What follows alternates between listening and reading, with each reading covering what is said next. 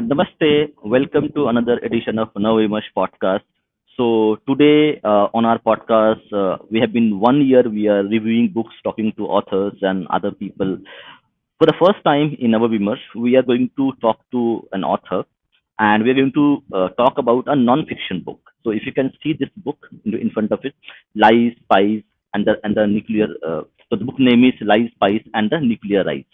So, and we are fortunate to have the author with us, Mr. Juggi Bhasin.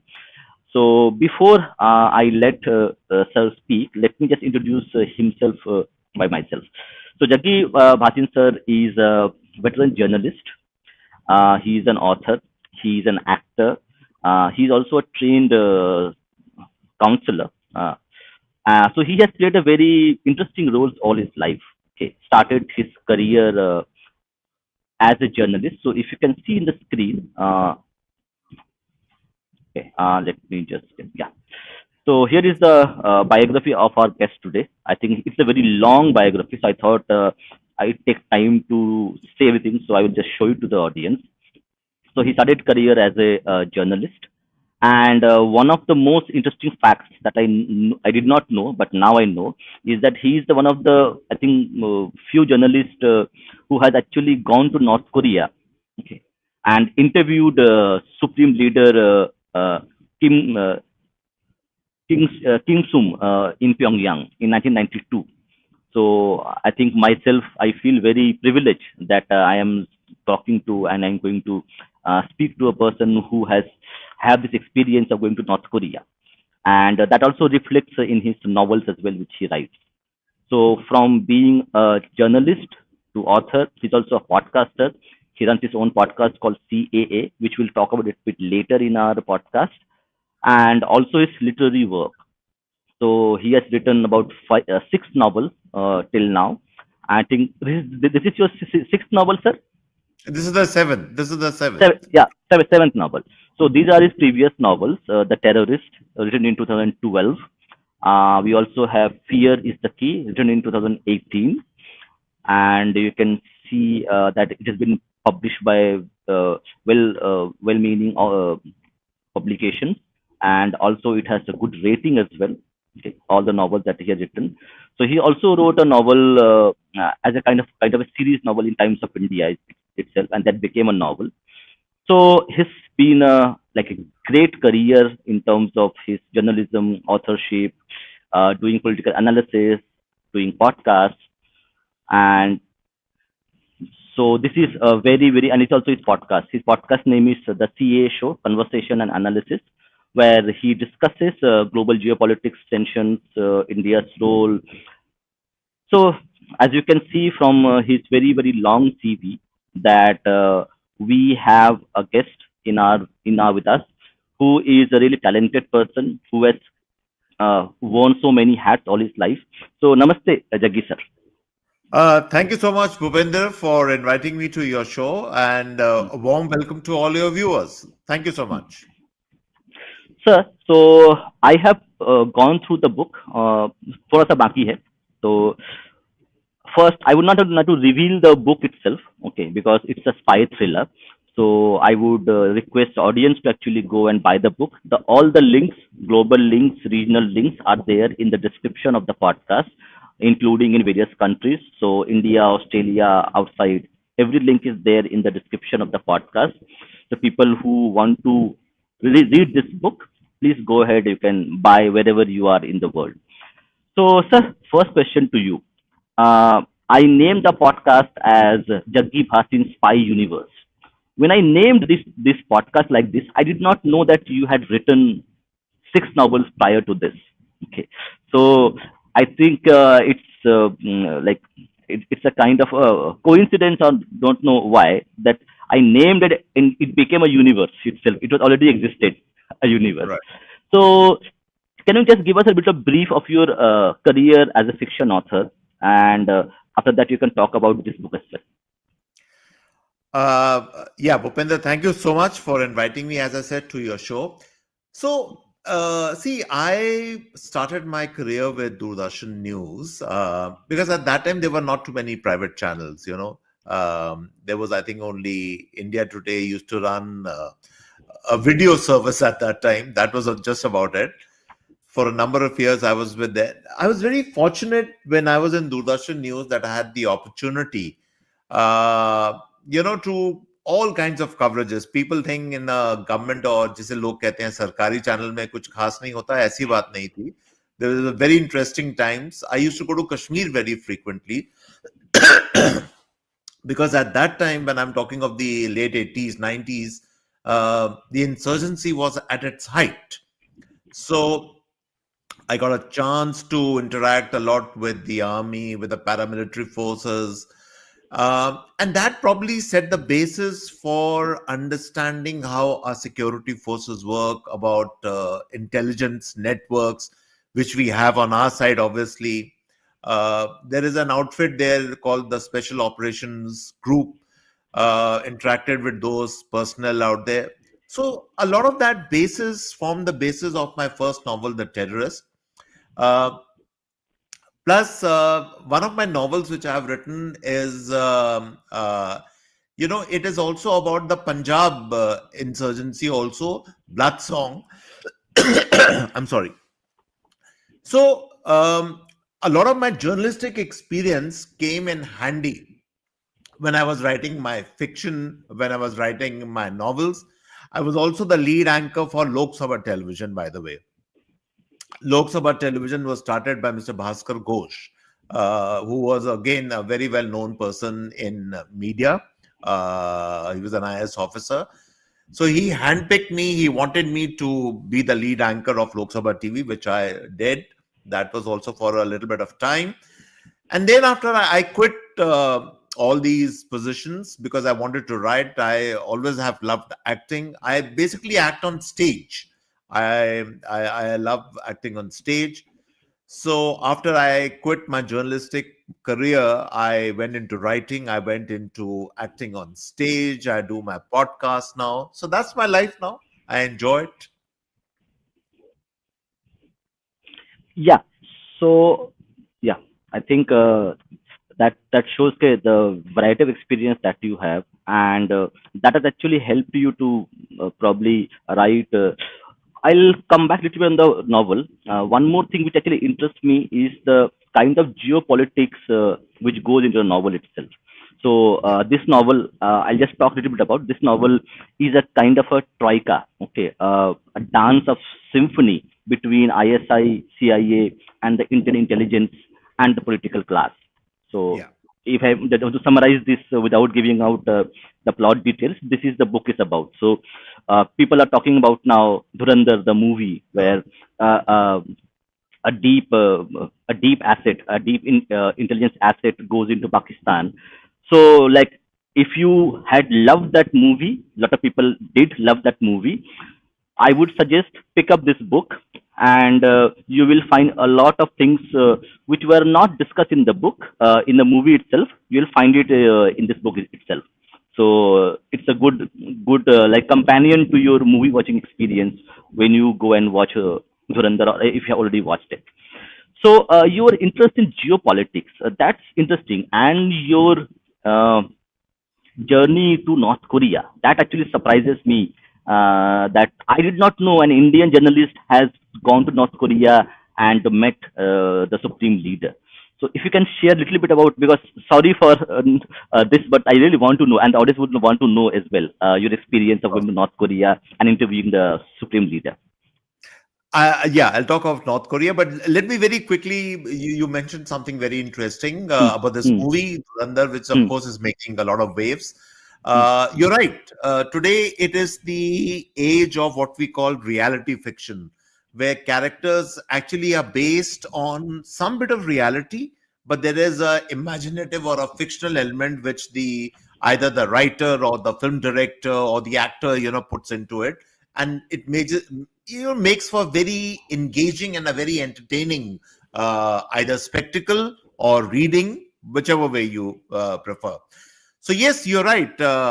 People who are enjoying the movie, I still haven't seen it. I have to see it. I'll probably see it next week. Then I would certainly urge them to go and buy this book, because you will get so many insights into RAW into ISI into CIA and all that, that it'll make your head spin. But yeah, that point is well taken. Now coming to the North Korea question, Bhupender, yeah, it was a very interesting. It see, I was in government television, DD News, as I said. So it so happened that the vice president at that time, Mr. Shankar Dayal Sharma, he had been invited to North Korea. And for the first time, a team was going from here where they decided that a media party should go along with the vice president. And for the first time, a television team, which was led by me, my camera team was there, and they said, my full name is Jagmohan, by the way. Everybody calls me Juggi, is a different matter. So they said, Juggi, you should go with the vice president and try an interview with the supreme leader. So I said, yeah, certainly. That will be what an opportunity. So actually, there were 2 or 3. We were not only went to North Korea, we also went to Mongolia also along with the same trip. So these are very interesting places. Ulaanbaatar, the capital of Mongolia. Anyway, so sharing my experiences of North Korea, because your viewers might be very interested in that. It is one of the most forlorn, one of the most isolated, and probably one of the most unique places anywhere in the world. The first thing is, then when you land in Pyongyang, I think that's the way they pronounce it, and there is something very, very strange which happens when you get down and you're walking, and suddenly there is complete stillness. I don't know what it is now, but I'm talking of way back. I'm talking of the early 90s. And the stillness is because of the fact you don't hear any sound. And you might be wondering, what do you mean by that? It means that they have orders. They don't allow any birds to fly.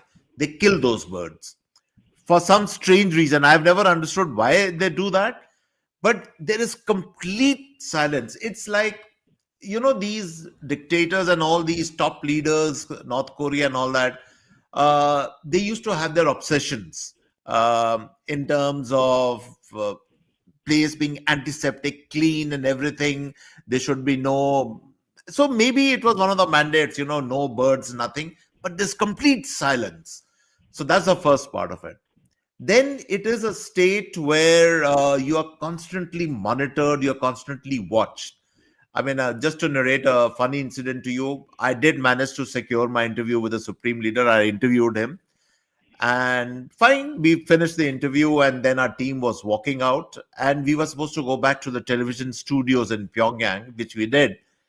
And then I sat down with with one of their video editors to edit the footage and send it back to Delhi, so to be shown on Indian television. And suddenly there were these 2 men who came in with AK-47 rifles, and they said, show footage in whatever English they knew. So I showed the footage to them. I said, what? No, we have to go over everything. So they minutely went over everything, that this fellow was not sending some kind of, edited version which they didn't want, or showed the supreme leader in a bad light. They were that paranoid. So paranoia is the right word to describe them. Totally paranoid state. Yeah, so North Korea was an experience. I've been all over the world. I've traveled very frequently. I do, even today, I travel very frequently. But I've never seen a place like North Korea. Yeah, thank you, sir. Thank you for this wonderful description and anecdotes that you see, that flying birds, there are no birds, no sounds. So we'll come back to the book itself now. So uh, would you like, I would leave it to you. How do you want to describe your book? And maybe a few things you can share about the book without revealing the plot, so that the people can read and Sure. enjoy it. Bhupender, yeah, let me talk a little bit about the book. The book is actually based on a real chain of events which happened in 1974. This is the time when Indira Gandhi, who was a prime minister at that time, decided to go in for a nuclear test. Okay. That is common knowledge. It's there. You can check it on Wikipedia. You can do some research. You can find out about that particular thing. This was India's first ever nuclear test, which actually, and it is also a fact that we somehow managed to hoodwink the CIA, because if the Americans had come to, it had come to their knowledge that we were going to conduct a nuclear test, I promise you they would have bombed our nuclear reactors, because at that time the American administration and Indira Gandhi did not get well at all. Actually, America was completely on the side of Pakistan at that point in time. This is well known. Now, the question which arises is, what were the reasons why she conducted the nuclear test? What was her thinking? That any amount of research will not tell you, because nobody knows the real answer to that. And that is where the writer's imagination kicks in. And that is why I'm saying the book is written in a reality fictional style. The reality is there about the tests and all that, what was happening in her administration, what was happening with even her family, what was happening in the intelligence network. But beyond that, the real reasons why she went in for that, I won't reveal that right now, but you have to read the book for that. All that is part of the book. Okay. And also the fact it was a very interesting time, Bhupender, because not only were we at loggerheads with the Americans, Nixon used to be the president, I think, at that point in time, and Nixon and Indira Gandhi never got along well together. But also the fact is that was a time of great change, because something was actually happening in Afghanistan where the Soviets were planning to march into Afghanistan.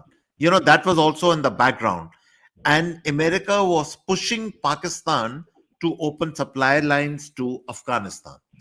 So, how India came into the picture, what all was happening, all these triangles I have explored in the book, and how our spies, our intelligence operatives, how they got into the act, what our nuclear scientists were doing at that point in time, all that is part of the book. So I won't reveal too many details. For that, you have to read the book. Yes, so even I will not talk about it because it's quite interesting. But one of the things which we were talking about prior to the podcast is that I think this book, when you pick it up, there would be a surprise for you, which I will not tell you, but you will know that why the surprise is there and what is the reason behind this. So, apart from this very intriguing, very tightly knit story, a lot of political twists and turns, how the intelligence agencies function, how the operative function, how the departments function, specifically the political people, how they behave.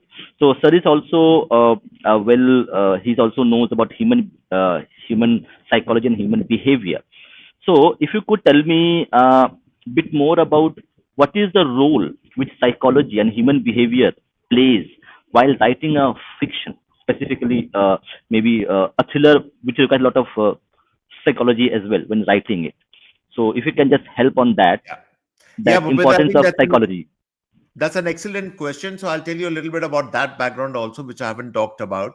See, I would say I was really inspired to start writing because of a very interesting experience which I have had. Um, I In Delhi there is this place called Sanjeevani, which is a mental health organization. So I, not as a full-time person, but as part-time, I became what is called a mental health counselor. They put you through a training, then they train you, and then you start interacting with people. What does this organization do? It deals with people, who are suffering from depression, or who are going through marital problems, or who have all kinds of mental health issues. They train you on that. Now, in the course of that, I interacted with hundreds of people, actually, I would say. And that actually gave me, I'm certainly not going to call myself a therapist, because a therapist is a technical person, a psychologist or a psychiatrist. I'm not that. But as a counselor, also, you gain this invaluable experience, I say, about human psychology. And at the end of the day, a lot of people need to understand that the intelligence game or the spy networks, it's not so much about actions and gun blazing and bombs and all that, which you can see in movies like Durandar and all that. That's all fine. It is really about using the mind and psychology as to understand people, their behavior, how they react to situations. So, in that sense, my training and my background as a mental health counselor was terrific. It gave me that basis to understand people and characters. And that is why when people who read my books, they always find most of my characters are characters who are walking the edge. They are not normal people. They live in the gray zone, as I would say. So yeah. So that really was very valuable. Thank you, sir. One more thing on the book itself. So, correct use the book actually shows a tapestry or discovers, observes the tapestry of how intelligence agencies actually work, how the operatives work, and you also and in there you have a characters from CIA and ISI who are actually trying to hoodwink each other. So, from your experience, whatever we see in James Bond movies or spy thrillers like Born Identity, Tom Cruise movies, and others, in your opinion, would we say that okay, if we have a real spy in front of me, will I Yeah. be able to actually like see him as a spy, or he will blend in automatically? I will never know. Like if I meet a spy or a espionage person, I will never be knowing that he was a spy. What do you Yeah. think? What really happens? If you can give us a little bit of understanding how actually intelligence works on ground. Yeah. Yeah. So excellent question again, and I'll give you whatever I know. I not that I have worked in any intelligence agency, but from my experience, from my interactions, as I said, with security forces, and from my research and everything, I'll tell you exactly there are two kinds of operatives which work. One are operatives. They might not be very senior in the rank, but they are very, very valuable assets. They are people probably at the bottom of the chain or the ladder.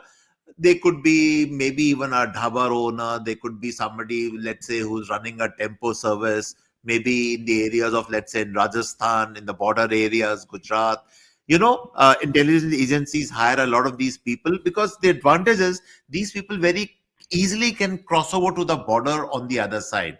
If you want to, let's say, filtrate into some city and you want to get some intelligence from there. So that's one kind of a operative. But then there are very intelligent, very well read, very well educated operators right at the top. Who am I talking about? I'll give you, for instance, an example from foreign intelligence networks.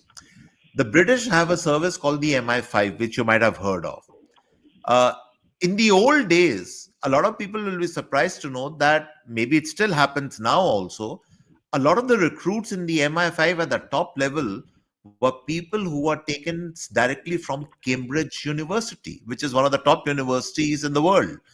Um, One of the most famous cases, again, for the knowledge of our viewers, is the case of Kim Philby.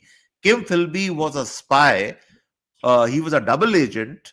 The British thought that he was one of theirs. He was a Britisher, but he actually was working for the Soviet Union at that point in time. Now, these are highly articulate, well read, intelligent operatives. Similarly, in our case, also, a lot of our spies actually go from the Indian police service. A lot of people, I don't know if they know about this, but RAW actually takes in a lot of officers from the IPS. Okay. That's the first thing you need to know. Sir, Uh, yeah, yeah, just one. I think Mr. Vikram Sood is an exception. I have his two books I have read on a podcast. He was from right. Indian Postal Service. Sure. Yeah, yeah. But they come from the allied services also. That's what I'm trying to say. And plus, if you find that some of these people are plucked straight from universities, also wouldn't be a big surprise. They also come from paramilitary forces, by the way. There is this. It used to be in the old days. I really don't know what's happening right now, but there's this outfit called the SOG, Special Operations Group in Kashmir, which used to conduct counter terrorism operations. A lot of these people came in from the paramilitary forces. So, spies, when you look at them, they look like you and me, Bhupender. There could be somebody who's sitting next to you. It's not that there's something very extraordinary about the way he looks or something. The classic case, which maybe your viewers should know, is about Mr. Doval. Mr. Doval, who is the NSA, National Security Advisor today, He was an intelligence operative for quite some time, and he was, I think, there in Operation Black Thunder, which was the second operation which was mounted, I think, in the Golden Temple. Okay, and he was right there inside the temple relaying information outside. So uh, these people, they look very ordinary, they could look like you and me, but they're very, very sharp. They have a very high IQ, by the way. That I have That's another feature of intelligence operatives. They're extremely intelligent, and they understand, I think, psychology very, very well. They know how to blend in populations, stay maybe as sleeper agents for a long, long time. That happens on both sides. I think even the ISI of Pakistan has many of these characters here. Yes. So you want to talk about Mr. Doval. Okay, I think he is the exception where, like, he has. We know a lot of about him, but most probably, like all the people who have done operations, we will never know about it. So 99% never comes out. Only 1% comes out in Yeah. general. Just Okay, one more so thing, if I can add, Bhupender, just one more please, please. quickly, one more thing. Hmm. Most of these intelligence operative inhabit what I call the gray zone. The gray zone is they don't operate in black and white terms. They are operating in both in a moral sense, in an ethical sense, and in a practical sense, a gray zone. Which means at the end objective is to realize the mission objective, and for that, whatever you might have to do will be done. That's the point which I'm making. Yes, that's a very important point, and I think when you're going to read this book, and people who have already watched Dhurandhar movie itself, you will see correct people will be the protagonist who will be doing a lot of bad things, but end of the day, he has a goal to reach, and to do that, he's doing a lot of bad things. So, like, if you're going to watch the movie and read the novel, you will see a bit of a similarity, that how real a deep cover agent actually works, and the moral dilemma that they have to deal with every day. And so, sir, one more thing. So, in we have a lot of characters here in this book. So, which character do you think like is very interesting that people should be interested in that? If you can just give a bit of a brief about the characters are in the book. Uh, I will not talk of the main central character. The main central character has a code name called Sunflower. But I will not reveal too much about it because it's one of the most interesting characters, I promise you, in Indian fiction, actually. But yeah, I'll talk a little bit about the Indian spy master Rhino. His full name is Sudhir Raina. He's called Rhino. He's old, but I describe him as a person who actually, his passion in life, he's a bachelor. He's a chain smoker. He loves taking these Cessna joyrides. He goes on a plane and he goes on, this is his only passion in life. But he is a complete loyalist to the prime minister. He is a hardcore loyalist. He will go to any extent to protect and to do the duties which the prime minister has asked him to do.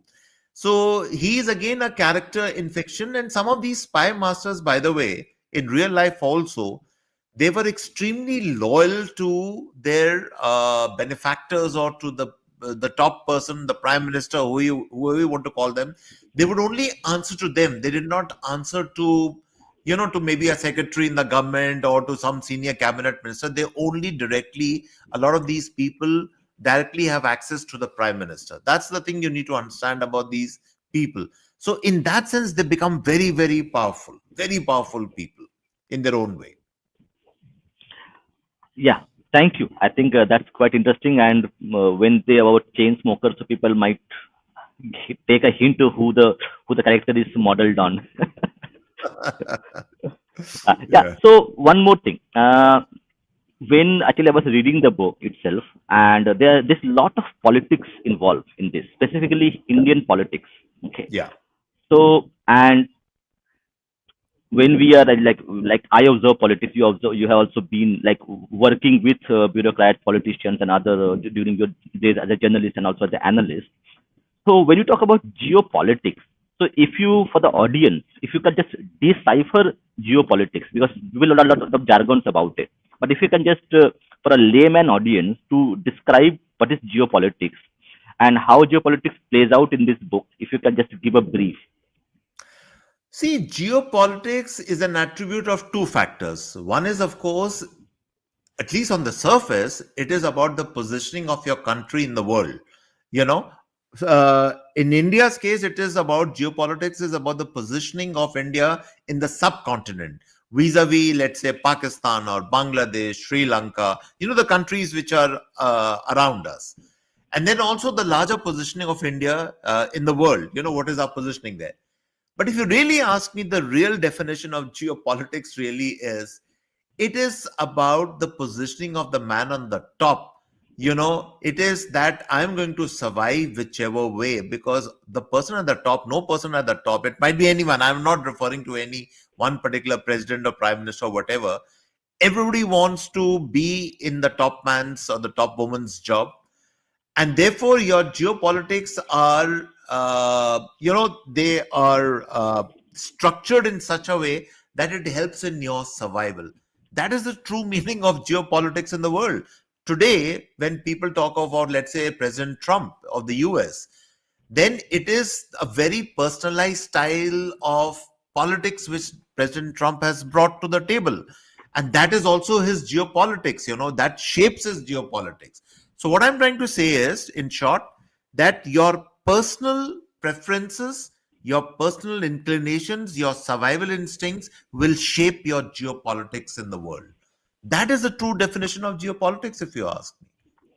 The old, theory used to be that there's a conservative view, there is a liberal view. All that is fine for television and media channels and all that. But at the end of the day, the top persons makes a strategy which ensures his or her survival, and that becomes your geopolitics in the world. Yeah, very interesting that you are talking about geopolitics. Okay, so now when we come to loyalties, correct? So I have been observing politics for last 20 years. Like, I was very interested in politics from very young. I used to listen to Vajpayee's bhashan in Parliament. Okay. So I've been observing. So you mentioned loyalty. Loyalty is one of the most pillars of politics. So when we see, correct, Modi ji and Mr. Amit Shah, the you call Jodi. So they Yeah. have been together for a very very long time. Okay, and Modi ji trusts Amit Shah. So when Modi ji is outside India, practically Amit Shah runs the show, unofficially or maybe here, and he takes care of very important issues when Yeah. it comes to. So, and also human behavior, correct? So this loyalty, human behavior, and politics, how these three things, and also if you add betrayal, political betrayal or any other betrayal, how these four troikas, four pillars, okay, of politics, loyalty, betrayal, and a bit of other things as well, creates human behavior itself, or psychology. How Yeah. these things actually mix to actually help us to understand, or how it shapes your thought process to write these novels. Again, wonderful question. And let me expand on this question, what you have asked. To my mind, and you mentioned the word, and I'm going to, that's the key word, loyalty. Loyalty is the key in the politics of the top person or the person at the top. It doesn't matter whether it's a democracy, it doesn't matter whether it's a dictatorship, it doesn't matter whether it is a monarchy. Loyalty is the key for the top person. At the end of the day, the man at the top or the woman at the top, whether we like it or not, they will only trust a handful of people. Okay. They will not put their trust. Supposing you have a cabinet, let's say, of 40, 50 people. Are you trying to tell me that the person at the top trusts all those 40 people? Not at all. That person will only trust two or three people.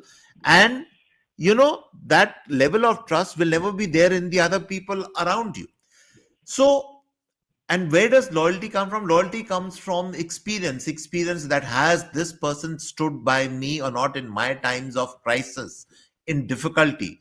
Because you can only know when a person is loyal to you in a time of crisis. In good times, everybody is your friend. Okay. But when the times are bad, when you are out of power, or when you are under a crisis, or you're facing some problems, and if people stand by you, those are the people you will trust. So trust and loyalty go hand in hand. And that was true of Indira Gandhi. That was true of all our prime ministers. That is true, I'm sure, of our present prime minister also. And the relationship, as you mentioned, between Mr. Modi and the home minister, um, whether it is that of friends or whether it is that of a loyalist and the benefactor, we don't know, because these details might, many years later, somebody might do some research and might come out. But there's no question about it that the prime minister has complete faith in his home minister, and and the reason for that is loyalty, because you have stood by through thick and thin, through good times and bad times. That's the key, the litmus test of the loyalist as well as the benefactor, both people. Yeah, so now let me go into a bit of a gray zone. So we have seen, correct, a lot of political leaders being betrayed. Okay, and that also happens also with intelligence agencies, where you have a double agent, triple agent. They are Yeah. dealing with lots of people. So what is their psychology at play here? Yeah. Okay, that's interesting, because you're right.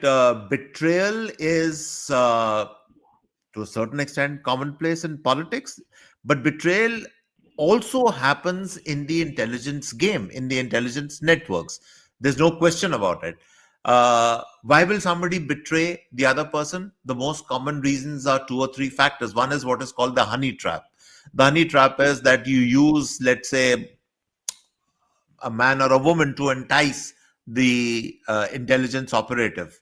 That's one reason. The other reason, of course, could be money also. You are paid a huge amount of money or whatever. That could be the other reason. And the third thing also is radicalization of your thinking. There have been many instances when perfectly normal people, in sensitive positions, they have suddenly turned against the state, or they have turned against their own countries, because they were not convinced about the ideology of their own outfits. They started believing in a more radical ideology. Indoctrination, that is where indoctrination comes in. So yes, in that sense, in terms of shifting loyalties, as we call it, that is also very, very common. And that is why I'm saying, when you asked the earlier question, are these people, does loyalty matter in at the top level? Of course it matters, because the top people, they know about this problem, and that is why they only have two or three people they completely trust, because they know whatever might happen, these people will not crack under pressure. They will always be loyal to me. They will serve my purpose throughout. Yes. Okay. So that's interesting. So in this book itself, correct? So we see operatives from CIA, operatives from ISI, operatives from our RAW agencies. They are actually working. So just as a curiosity, do these people know each other? Like, okay, this guy may be working for other agency, and like, do they interact? Like, in your opinion, like what really happens between, like, if they know he's the guy working for that agency? Sometimes yes, because sometimes what happens is, in the intelligence game again, intelligence agents know about the reputation of the intelligence agent from the other side. They know about them.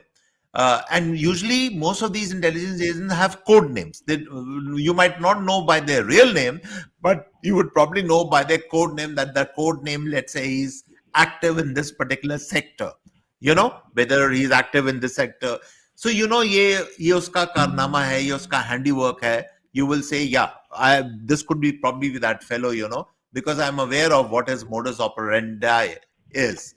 So yes, they might be aware, and in that respect, by the way, of all the films which I have seen on these intelligence networks, forget Bond and all that. That is, of course, complete exaggeration. That kind of a thing never happens. But the one film series which I think probably got the closest to depicting some of this reality was the spy series. That was, I think, pretty well made, and a lot of that was to some extent can happen, so identities, code identities are definitely known to the operatives on both sides, on this side and that side also. And you probably are aware, but uh, as I said, there is also a lot of deception in all these things, because this game is also played in terms of, there are two words which I'm using: deception and subterfuge. Your job is to mislead the other side all the time. That's the game. Because if you can't mislead, then you are a failure. That's why I'm saying all these operatives, they exist in the gray zone. What they are thinking and what they are doing next is a complete mystery at times. One more question. Actually, I have read little bit about it, not a lot. But when we talk about deep cover agents, so like there is a book on China which I read, okay, and Chinese Ministry of Security, okay, MSS they are called. I think they are called MSS, Ministry of Security. So the Chinese MSS is very infamous for embedding deep cover agents who surface after 20, 30, 40 years. Like Correct. somebody marries if it's a woman or a man, so Yeah. they may be a deep cover asset for a Chinese. I'm taking that because I have read the book. I don't know about others. It would be happening, but in the book I read, so Yeah. these deep cover agents, what is their psychology?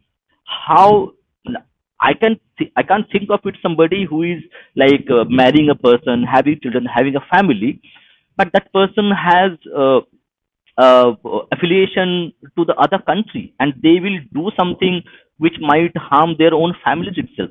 How this human behavior, how this psychology works, and how they get trained, and like is your books also cover that as well in terms of Sure. this or other books? Yeah. No, no. The concept of sleeper agents, as we call Hmm, them, is hmm, absolutely real. It is not hmm, fictional, by the way. hmm, Sleeper agents lie embedded for hmm, years and sometimes years in hmm, hostile countries, and then at the right time they surface and they do whatever they have to do. hmm, Why would a person do that? Because of a simple psychological fact that hmm, human beings are driven by passion. They are driven by ideas.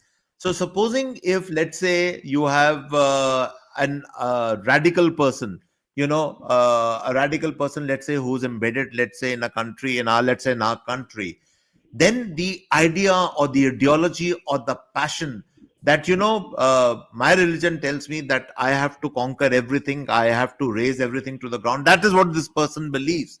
That is good enough for him to keep going on for years and years altogether. So the idea and the passion drive a person. That is the psychological makeup of such characters.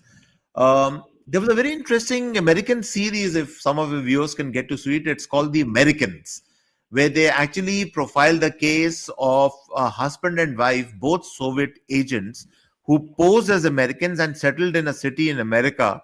And then they brought up a family, and the child grows up. And for years, and they keep on doing espionage work. They run a travel agency during the day, and night they are carrying on the espionage activities. So that's real. This is not something which is fictitious or which is imaginative. It happens all the time. And even as we speak, there could be hundreds of these sleeper agents or sleeper cells in our own country. The bomb blast in Delhi, for instance, was the handiwork of these sleeper agents only. Educated people who had been embedded, and they were lying in wait for the right time. Uh, yes. So because I also did not know about these things until I read that book on Chinese intelligence by also by an American Navy asset, Navy professional who was also in the FBI. But by So the I way, think Bhupinder, hmm, all hmm. intelligence agencies do that. It's not only the Chinese. Even we, I'm sure, even we are doing it.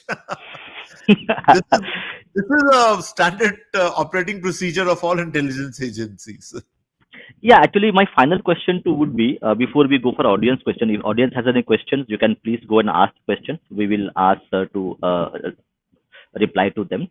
Uh, it's Like for a normal person, two things I learned by reading a lot of things: purpose and passion. Okay, so passion can be developed later as well, because I did not do podcasting, correct? For last 1 year, I am doing podcasts. I was not that person, but I now found a new passion to do podcasts.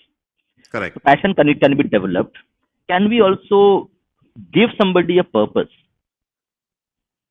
as a training manual, or a training method to actually go and do this job? Sure. When passion turns into obsession, Hmm. that is where the changeover happens. um, you could be obsessed with, let's say, national security. You could be obsessed with that I have to teach the enemy a lesson. You could be obsessed with the fact that the enemy has harmed my country and therefore I have to deliver justice. uh, I'm saying that the mental makeup of these people is a little different from your and my mental makeup. Sure, as you said, you moved from IT into now podcasting. You want to try different things in life. I've also done different things in my life. I'm not going to say that these are obsessions or something. We are trying out different ventures in life, which is fine, which is okay. But the intelligence agent makeup might be a little different from ours. They, as I said, these are characters who are driven. That's the right word which I was looking for. They are driven. They're consumed by a feeling or by a thought process which is very different from yours and mine. And that is why these people they form part of the intelligence community. Okay, this one question which has come. I asked you one more question, so we have few minutes left. So this is a question from HP Hindu Vichardhara. Right. Her question is, which book of Sir is based on Khalistani insurgency? This is called Blood Song. Blood Song. Okay, okay. I Blood have Song. the details. I will give it to her. Yeah, yeah. Yeah. Okay. Last question from me. I don't think there are too many questions. There are only comments here. But again, people can also ask the questions later in the comments itself. We'll try to answer them. So Mhm. when you are talking about IQ, that they are high IQ people. Okay. So, and you mentioned correct that intelligence agencies recruit from various sources. So like Mr. Vikram Sood was from an Indian Postal Service, not even Correct. police service. Oh, Right. so like they are. So it is not that correct. We have a kind of a social conditioning that if you are good at maths, only then you are smart, or else you are not smart. Yeah. So so, say how, so when they recruit these agents or people to work for the intelligence bureau, right? Yeah. What they are looking for, in terms of like quick thinking, human behavior, mental strength, how they react, like what they generally like from your perspective, like because you have talked and worked with them Yeah. sometimes. All these factors, plus also please remember, a lot of these sleeper agents, intelligence people are not only people who are on payrolls. They could actually be, let's say, from the creative community.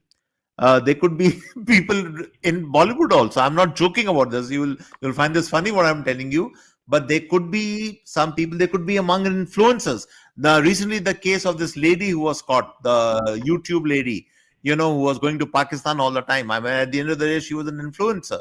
So today, in the age of social media and in the age of influencers and all that, some of these people would be prime candidates for recruitment by hostile intelligence agencies, because they do carry a lot of influence. They can, in their own subtle way, they can influence people. That is also intelligence work, by the way. Intelligence work doesn't mean that you're planting bombs and shooting people all the time.